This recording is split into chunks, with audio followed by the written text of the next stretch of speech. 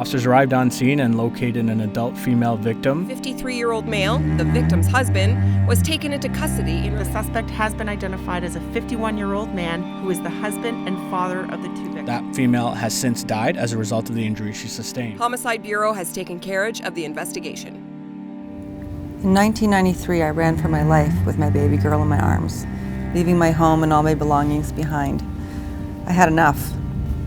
I spent over a year being tortured and shamed for being me. Every day when the front door opened, I didn't know if it was going to be a good day or a bad day. My partner dictated how I was going to feel. When the physical violence started, I remember believing I deserved it. Why didn't I just keep my mouth shut? I spent so much time suffering in silence at the hands of this man, being choked up against the wall while holding my baby, punched while I was nursing her. If I left, he would kill me, and I could not have my daughter grow up without my protection. I hid all this from my family and friends. I was embarrassed and ashamed. When I made the decision to leave, there was no place for me to go, no beds available in any of the women's shelters in the region. Finally, I had no choice. I had to run. At the hospital, a kind nurse put me in a room and placed a telephone in front of me. She said, "Call the police or I will."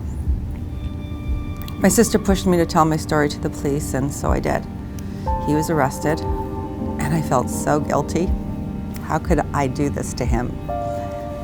I became angry, and then I became strong. I worked hard to give my daughter the best life I could.